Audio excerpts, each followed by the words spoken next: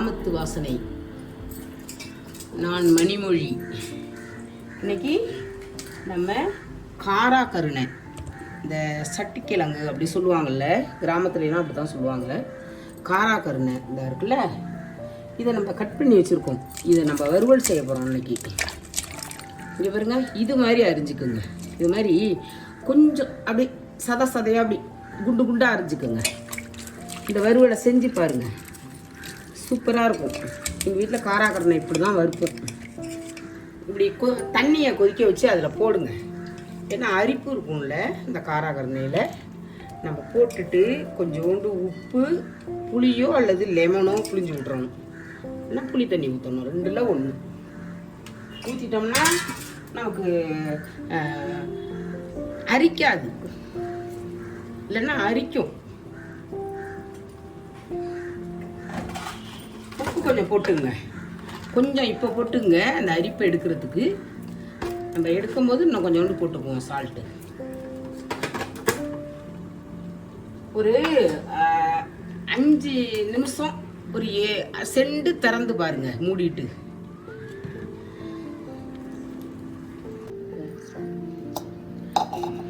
நம்ம காராக்கருணை வறுக்கிறதுக்கு பாருங்க, இந்த தேங்காயில் கொஞ்சோண்டு ஒரு 4-5 திருவுனீங்கன்னா அந்தளவு வரும். இது எடுத்துங்க. ஒரு 4-5 சின்ன வெங்காயம் எடுத்துங்க. 1 ஸ்பூன் மிளகாத்தூள், ஒரு 1/4 டீஸ்பூன் தனியாத்தூள், அதாவது மல்லித்தூள்னு சொல்லுவோம்ல, 1/4 டீஸ்பூன் மிளகுத்தூள், சோம்புத்தூள் ஒரு 1/2 டீஸ்பூன் எடுத்துங்க. கொஞ்சோண்டு இஞ்சி பூண்டு விழுது வச்சுருப்போம்ல, இஞ்சியும் பூண்டையும் அரைச்சது அதை கொஞ்சம் போட்டுங்க. இதில் போட்டு இதை ஃபுல்லாக அரைச்சிங்க. அரைச்சிங்கன்னா தண்ணி ஊற்றக்கூடாது, அப்படியே நரன்னு அரைக்கணும். நைஸாக அரைச்சிடக்கூடாது. நம்ம காராக்கருணையை தண்ணியில் வேக வச்சோம்ல, அதை இப்படி எடுத்து இப்படி பிடுங்க. இந்த மாதிரி வேகணும், குழஞ்சிடக்கூடாது. இந்த பதத்தில் இருக்கணும். அது குழஞ்சிருச்சுன்னா வறுவலுக்கு நல்லா லாம்பிடும். இதுதான் பதம். இந்த பதத்தில் எடுத்துருங்க. எடுத்து வச்சுங்க.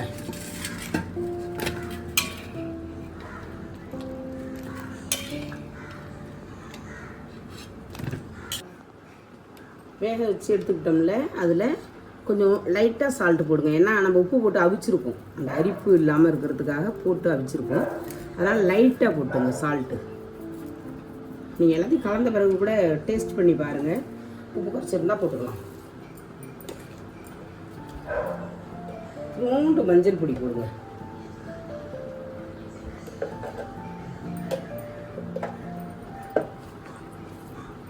இந்த அரைச்சி வச்சோம்ல தேங்காய், வெங்காயம், இந்த சோம்பு பொடி, மிளகு பொடி எல்லாம் நான் சொன்னேன்ல, அது பூரா இதில் நான் வச்சு கலந்துட்டேன். அதை போட்டு நம்ம கலக்க போகிறோம். காராக்கருணை ரொம்ப நல்லது உடம்புக்கு. அதாவது இந்த பைல்ஸு அது இதுன்னு கஷ்டப்படுறாங்கல்ல சில பேர், அவங்களுக்கெல்லாம் ரொம்ப நல்லது.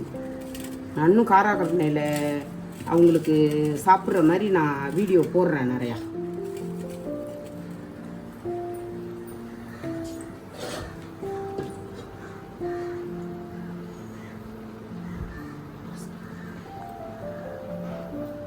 லைட்டாக அப்படி தண்ணி தெளிச்சுங்க.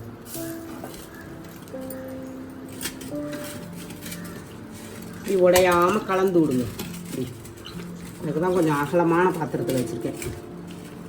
கொஞ்சம் பொறுமையாக செய்யுங்க. கொஞ்சம் கவனமாக செஞ்சோம்னா நம்ம எது செஞ்சாலும் நல்லாயிருக்கும் சமையலில்.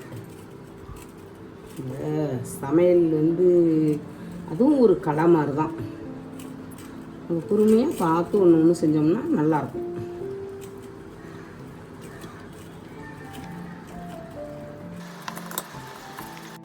நம்ம காராக்கருணையை ரெடி பண்ணி வச்சுருக்கோம்ல, இப்போ அதை வறுக்க போகிறோம்.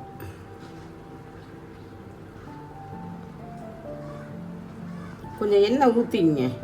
நம்ம மீன் இருக்கிற மாதிரி தான் வறுக்க போகிறோம். நம்ம அடுத்தடுத்து இதுக்கு வேணும்ல எண்ணெய் வச்சுக்கோங்க. இது கொஞ்சம் டிஃப்ரென்ஸாக இருக்கும்.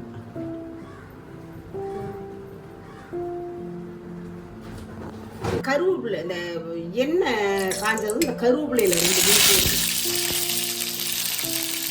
வாசனையாக இருக்கும். அப்படி வைங்க காராக்கருணை. இது வறுத்து பாருங்க, அவ்வளோ சூப்பராக இருக்கும். இது உடம்புக்கும் அவ்வளோ நல்லது. இது மாதிரி வறுத்தா எங்கள் வீட்டில் எல்லாருக்கும் ரொம்ப பிடிக்கும். நான்வெஜ் இல்லாதப்ப இதை வச்சுக்கிறது. வெள்ளிக்கிழமை டயத்தில் கோயிலுக்கு போகிறோம் விருதம்னா வச்சுக்கிறது.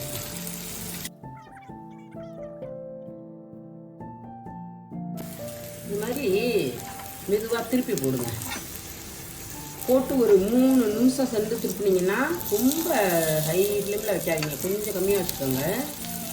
இது மாதிரி திருப்பணும். நல்ல டேஸ்டியாக இருக்கும். காராக்கருணை பிடிக்காதவங்க கூட சாப்பிடுவாங்க. இது மாதிரி செஞ்சு கொடுத்தீங்கன்னா. எங்கள் வீட்டில் எங்கள் பாப்பாவுக்கு கூட பிடிக்கும். டீ குழம்புக்கு கூட சாப்பிடுவாங்க. எல்லாருக்குமே பிடிக்கும்.